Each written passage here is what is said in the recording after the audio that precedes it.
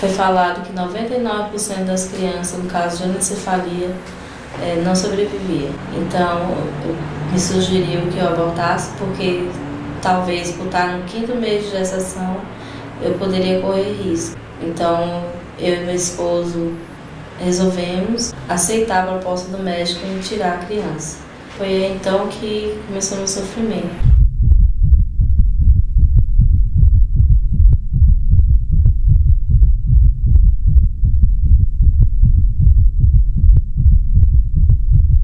Passei 3 dias internada, todos os dias sentindo dores. Eram 9h40 da manhã, quando me levaram para a sala de parto. Eu lembro até hoje, outras crianças nascendo no lado, recebendo a vida, e eu estava ali matando a minha vida. Ao nascer, eu senti mexendo, não quis ver. Talvez porque eu me senti uma covarde, talvez eu me sentia um monstro naquele momento e não tive coragem de ver a crueldade que eu permiti que ele estava. Autorizei fazer comigo. Lembro dela gritando: "Tá viva! Tá viva, a criança nasceu viva."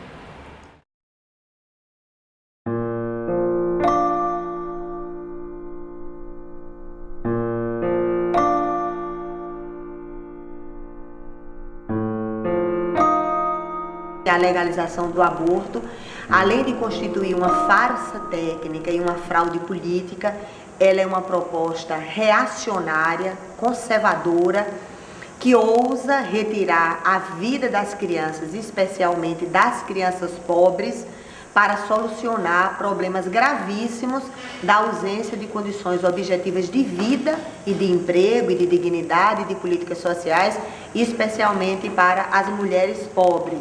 Do ponto de vista biológico, não há dúvida alguma, né, de que uma nova vida se forma no momento da fecundação. Eu entendo que a mulher tem a autonomia de fazer o que quer com o seu corpo. Ela não tem autonomia para definir sobre a vida de outro ser humano que ela traz dentro do seu próprio corpo.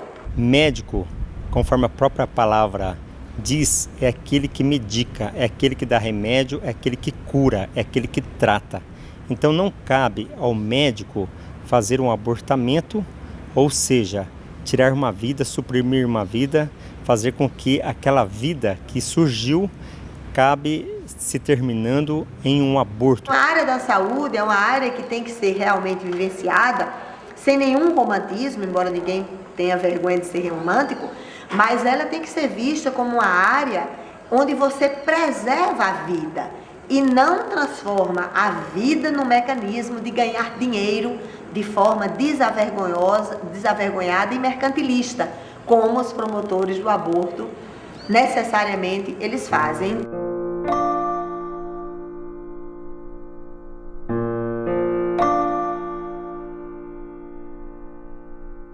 Discute-se hoje no Supremo Tribunal Federal a possível inconstitucionalidade de artigos do Código Penal brasileiro com o intuito de descriminalizar o crime de aborto na hipótese de crianças anencéfalas. Anencefalia, na verdade seria mais adequado dizer mero anencefalia, né? É a ausência de parte do encéfalo. A questão do anencéfalo ela é crucial, estratégica, porque nada mais é do que um deficiente, né? Você constata a deficiência, uma deformidade grave, claro, gravíssima, e você a constata durante a gestação. Não existe uma única anencefalia. Cada criança tem a sua anencefalia, quer dizer, com graus de gravidade diferentes, né? Com partes maiores ou menores do encéfalo faltando. Quando o médico deu a notícia da malformação, que a calota craniana do meu filho não havia fechado e que a crania se desenvolveria para uma anencefalia, que a perspectiva de vida dele seria pequena, eu perguntei: doutor, eu corro risco de vida? E o médico falou: porque o bebê tem esta anomalia, não, você não corre risco de vida. Porque ele começou a mencionar a possibilidade de fazer a interrupção, o aborto, mediante uma autorização judicial. E eu falei para o médico, doutor, para quê? Nós vamos levar essa gestação adiante. O que levou a tomar essa decisão foi o fato de eu não correr risco de vida e o respeito à vida do meu filho. Fala que ela não sente, que ela não tem sentimento, não tem nada. Mas eu acho errado. Porque na minha convivência com ela, é eu que posso falar o que ela sente ou deixa de sentir, porque eu acompanho ela 24 horas. Os depoimentos da mãe da Marcela realmente são muito significativos nesse sentido, né? Por exemplo, ela dizia que a Marcela ouvia, né? E muitos médicos não acreditavam, muitas pessoas não acreditavam, né? Foi preciso fazer um exame mais detalhado na Marcela, já com 1 aninho de idade, para confirmar que de fato ela tinha ouvido, né? Então, a mãe, quando dizia, ela assusta quando toca o telefone, a mãe sabia perfeitamente, né? A interação que a mãe tem com o bebê é uma coisa impressionante, quer dizer, né? E a Marcela, sem dúvida alguma, por exemplo, ela sentia falta da presença da mãe, né? Então, isso é um dado muito claro de que ela tinha a consciência, né, da presença dessa mãe. A questão da criança Marcela, uma criança anencéfala, conforme laudos científicos médicos dados pelos médicos que a atenderam, comprovando que ela era anencéfala. Ela viveu 1 ano e 8 meses com anencefalia e a vida dela contraria tudo que foi dito com relação ao aborto dos anencéfalos. Se o Supremo cometer essa verdadeira loucura e autorizar o aborto para o caso de anencéfalo, simplesmente que é um deficiente, uma deformidade grave, mas é um deficiente, amanhã, possivelmente essa mesma corte estará sendo chamada para legalizar o aborto no caso, por exemplo, de síndrome de Down, que é possível de diagnosticar precocemente. Então, as mães e os pais poderão dizer, eu não quero um filho com essa deficiência, vamos matar. Então, a partir daí, se matarão todas as pessoas que poderão nascer com algum tipo de deformação. Quando a anencefalia ela é diagnosticada, a criança está no 3º mês de gravidez, geralmente, quer dizer, né, a mãe está no 3º mês de gravidez. Isso significa, né, que essa criança em formação, ela tem entre 3 e 8 centímetros de comprimento. Então, a criança ainda está se desenvolvendo, o cérebro está se desenvolvendo e a malformação está se desenvolvendo. Então, é absolutamente impossível, nessa altura, prever, né, se essa criança, se vai haver um abortamento espontâneo, que ela não tem condição nem mesmo de chegar ao 9º mês de gravidez, se vai nascer e vai viver 20 minutos, um dia, uma semana, ou até mais de 1 ano e meio, como a Marcela. A anencefalia é um aborto, não é como querem o movimento pró-aborto do Brasil, que fala em antecipação terapêutica do parto. Isso, na verdade, é um dourar da pílula para que a sociedade brasileira não entenda o aborto de anencéfalo como sendo um aborto propriamente dito. Colocam um caso como se fosse uma exceção, né, quando na verdade o que se deseja é aprovar o aborto em toda e qualquer condição, e como isso está sendo difícil de aprovar no Congresso Nacional, então se tentam alternativas paralelas como essa no Supremo Tribunal Federal, e que nós não podemos deixar passar, até porque uma criança doente, uma criança deficiente é a que mais precisa ser protegida pela sociedade. O mais relevante em todo esse debate é que a matéria objeto da DPF 54 já foi exaurida e discutida quando da Assembleia Nacional Constituinte. Ou seja, numa linguagem mais simples, o povo brasileiro elegeu seus deputados quando da elaboração da Constituição de 88 e o Poder Constituinte originário deliberou pela criação do atual artigo 5º da Constituição Federal, que diz que é assegurado o direito à vida. Ao Supremo Tribunal Federal, que é a última instância do Poder Judiciário, cabe julgar as leis e não fazer as leis. Nesse caso específico dos anencéfalos, chama-se um processo de burlar o processo legislativo.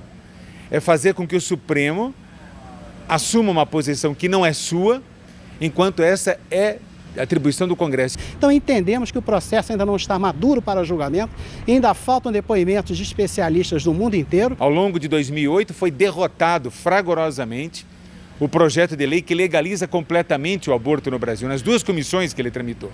Então o Congresso está fazendo a sua parte. Nunca poderemos dar ao Estado o poder de matar. O poder de matar não pode ser dado a ninguém, muito menos ao Estado. Então seria um absurdo, um retrocesso, ou o Supremo ou o próprio Congresso fazer essa autorização.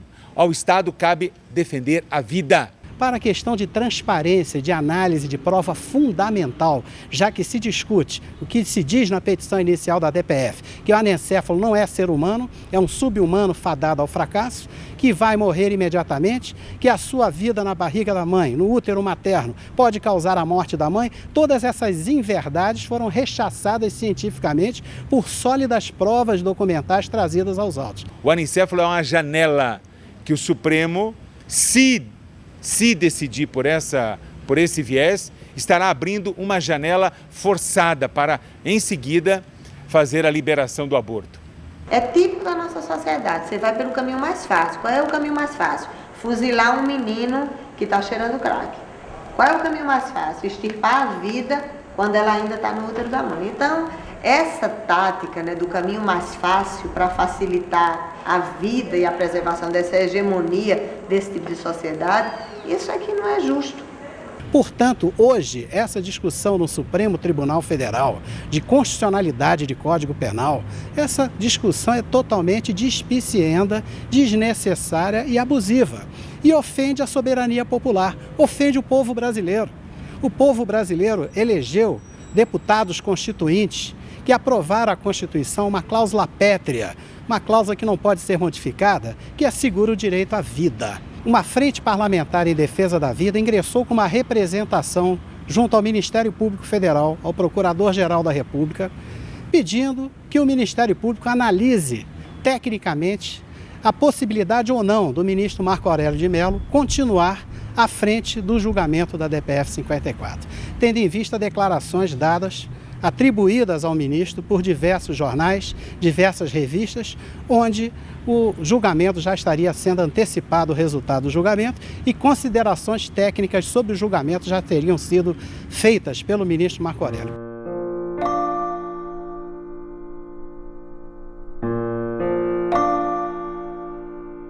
Eu sou autor do requerimento de instalação de uma CPI para apurar o aborto no Brasil.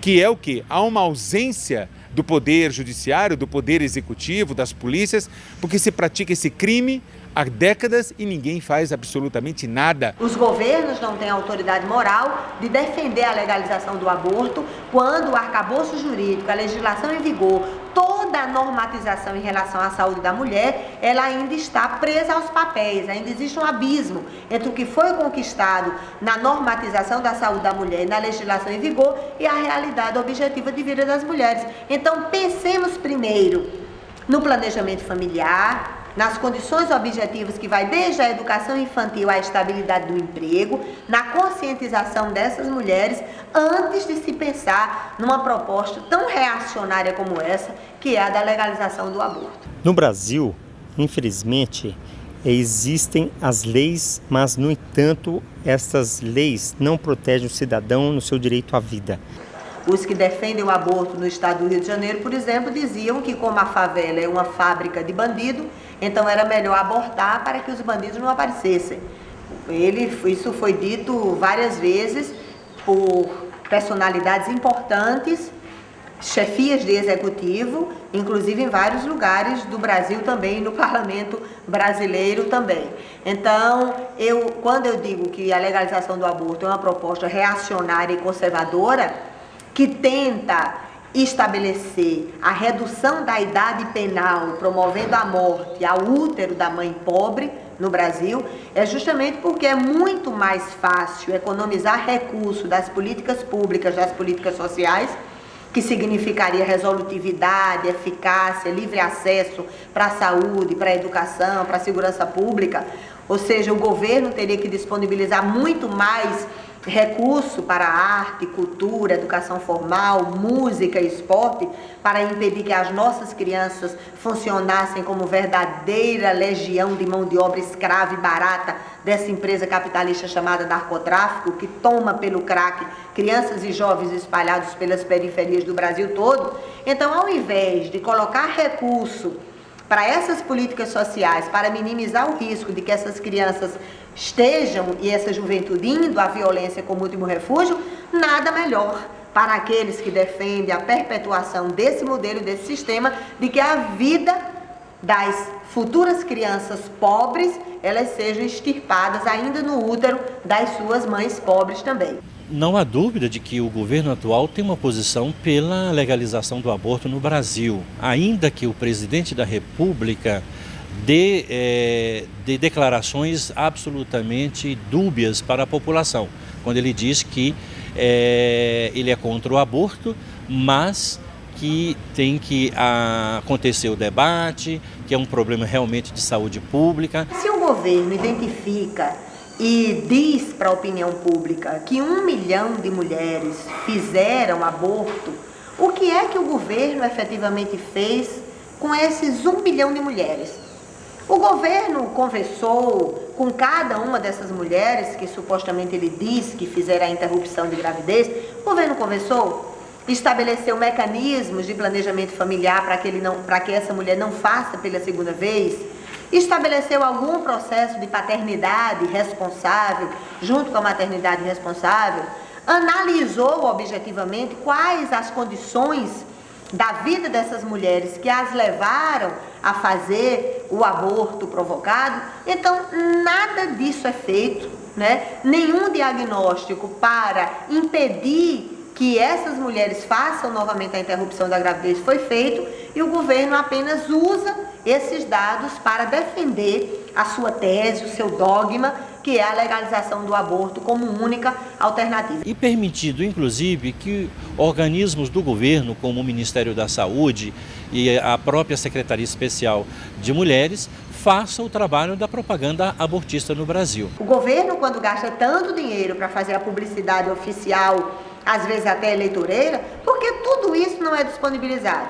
Quais as propagandas que são feitas que mostram às mulheres dos métodos anticoncepcionais que ela tem direito? Claro que é mais fácil defender a legalização do aborto do que defender um serviço de saúde que estabeleça um pré-natal, um puerpério digno, que a mulher tenha um lugar digno para deixar o seu filho e ela não perca o emprego em relação a isso.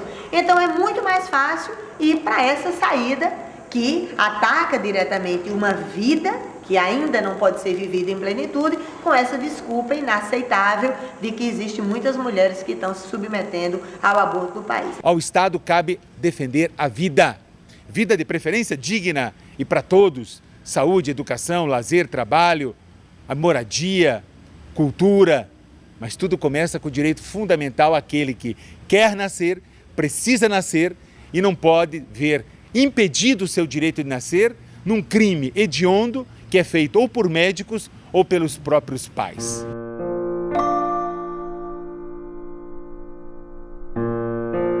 Dentro do Congresso Nacional, a existência das frentes parlamentares tem sido algo muito importante para o trabalho de articulação dos parlamentares contra a legalização do aborto no Brasil. No Congresso Nacional, passamos pelo momento mais crítico, que foi entre setembro e dezembro de 2005, quando conseguimos impedir a legalização do aborto por apenas um voto. Foi um voto, porque senão o aborto hoje já seria legalizado no Brasil. As condições todas estavam dadas naquele momento. Foi quando nós criamos esta frente parlamentar, que eu tenho a honra de presidir, que hoje fazem parte mais de 200 parlamentares. O Movimento Brasil Sem Aborto hoje está organizado em 17 estados da federação através de comitês estaduais. É através desses comitês que a gente busca chegar à população nesses estados. Aqui no Congresso Nacional giram 17 projetos procurando implantar, oficializar na nação o aborto. O aborto em qualquer circunstância, desde a hora que o embrião foi gerado. Estou respondendo comissão de ética.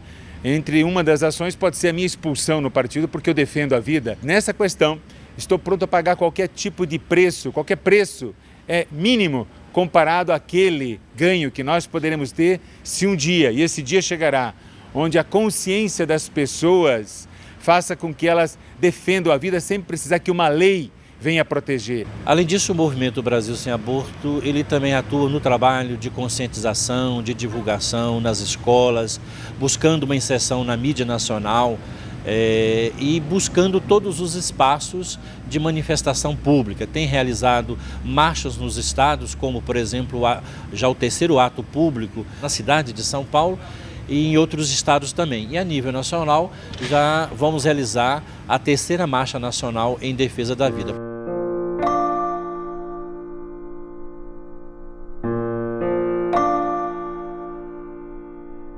A quem interessa o aborto, né? O nosso grande escritor Machado de Assis já dizia, né? Ao vencedor as batatas, né? Alguém tem algum interesse muito grande em divulgar essa política. E essa ação da DPF 54, tá? É a porta de entrada para a liberação do aborto no Brasil. A gente sabe que a indústria do aborto é uma indústria que move bilhões de dólares. Isso todo mundo sabe. E os interesses econômicos envolvidos na questão do aborto legal são múltiplos. E aí vem os laboratórios, aí vem os profissionais inescrupulosos, aí vem não só os laboratórios profissionais inescrupulosos, mas vem aqueles que montam laboratórios e consultórios e clínicas para providenciar toda essa questão. Porque diz assim, não, as mulheres morrem quando fazem aborto, então nós temos que oficializar para que as mulheres não façam aborto às escondidas, né?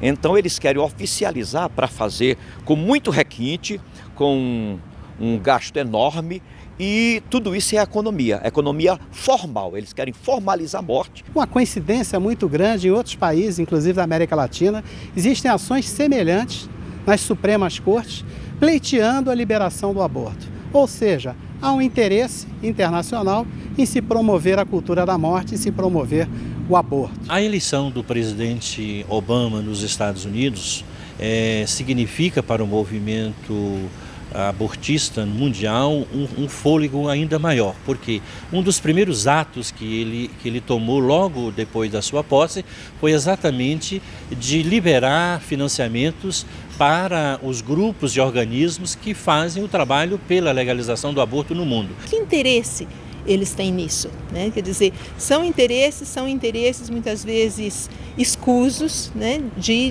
diminuir população em outros países, e na verdade a população é um bem do país, né? Isso, países que têm, né, uma população jovem, né, são países produtivos, são países que têm um futuro pela frente. Nos países do mundo onde o aborto é legalizado, Rússia, Índia, China, Estados Unidos, a maioria da Europa, se realizam mais de 50 milhões de abortos todos os anos. É um verdadeiro holocausto.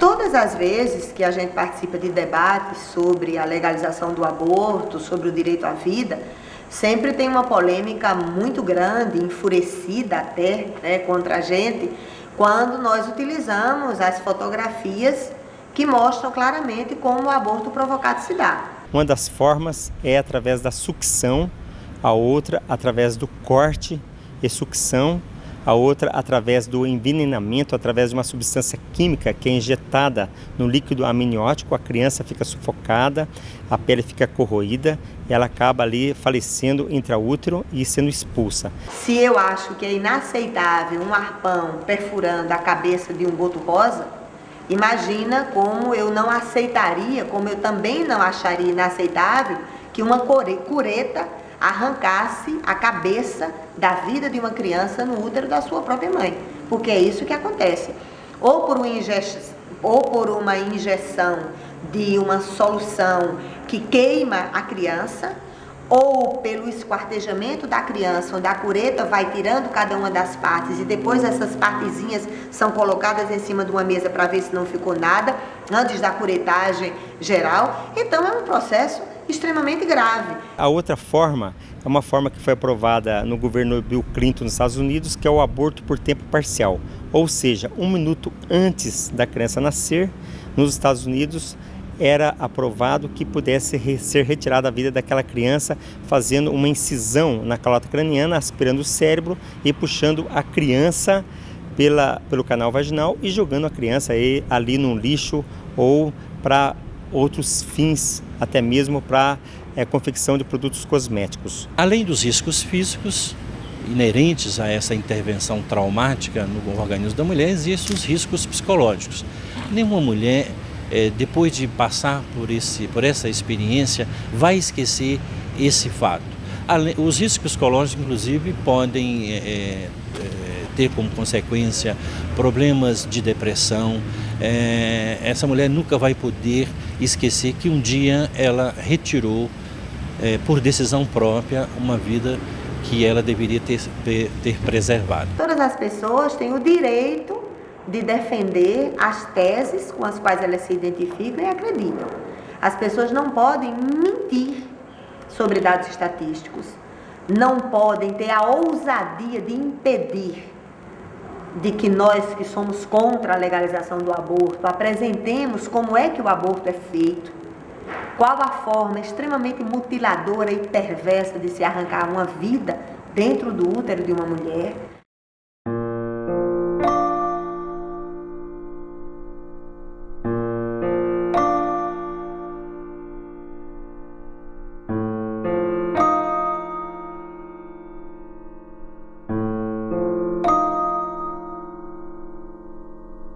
A mulher pode ter toda a autonomia de definir qual o cabelo que ela quer usar, se ela quer ser lírio do campo, se ela quer ser a deusa do encantamento, com o batom mais vermelho e a plástica mais sofisticada que quiser ter. A autonomia do corpo sim, mas o limite da mulher em relação à autonomia do seu próprio corpo, ele tem um horizonte, que é o direito à vida de uma outra criança, que efetivamente não solicitou o seu próprio nascimento e que tem direito à vida vivida em plenitude.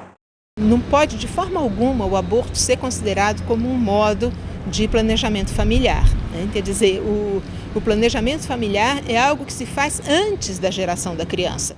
A gente compreende, inclusive, que seja bastante difícil para uma mãe levar adiante, né, uma gravidez, por exemplo, de um feto anencéfalo, do mesmo modo que é difícil para pais que têm um filho que está com câncer e sabem que vão ter poucos meses de vida, né? Mas ninguém fala em, vamos então diminuir esse sofrimento da família já matando essa criança, né? Ninguém raciocina desse modo. Quer dizer, essa que está no ventre também, né? Pode ser que ela tenha poucos meses de vida, mas ela tem direito a essa vida, e os pais vão ter a vida inteira a consciência tranquila de ter feito por esse filho tudo que estava ao seu alcance fazer.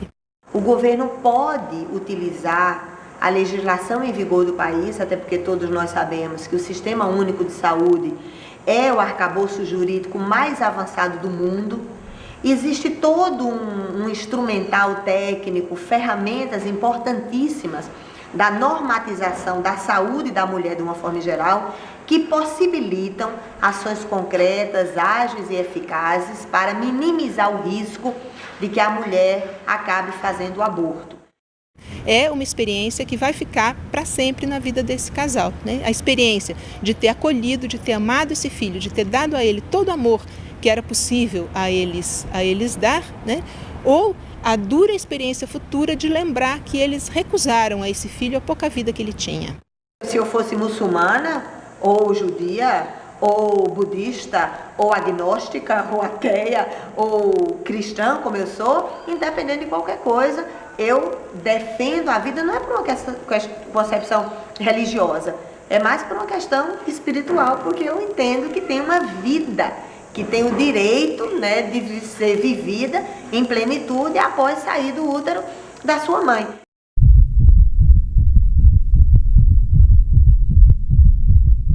Mães, não se desesperem. Vocês vão ver, por pior que seja a situação, é muito melhor para a sua saúde, talvez até mesmo para a sua sanidade mental, você ter este filho, porque as consequências decorrentes de um aborto podem levar a você depois não realizar o sonho de ter outros filhos. Valeu muito a pena esses 20 minutos para mim. O médico no momento queria me sedar. Eu falei para o médico, doutor, não me cede, eu não quero sedativo, por favor, não me dê sedativo. Eu quero acompanhar o parto inteiro. No final, quando eu fiquei muito emocionada, que eu vi meu filho, falei, meu filho, a mamãe te ama muito, que era só o que eu conseguia falar. Ele falou, você quer um sedativo agora? Aí eu falei, agora eu quero. Agora sim, o senhor pode me dar o sedativo. E assim eu dormi. Quando eu acordei, meu filho já não estava mais com a gente. Meu marido, vendo a minha emoção no momento, me acompanhou, procurou evitar ficar perto do bebê, que é uma coisa que ele sempre faz quando nasce algum filho nosso. ele acompanha o bebê, mas como ele viu que eu fiquei muito emocionada, ele procurou ficar comigo e foi o tempinho que o sedativo fez efeito, ele saiu e quando ele saiu, ele já pegou os últimos momentos do Felipe, que nasceu, viveu 20 minutos e isso foi no ano de 2003. E talvez 15 minutos era o máximo de sobrevivência para ele. Mas eu me pergunto, em 15 minutos, quantos eu te amo eu podia falar para esse meu filho?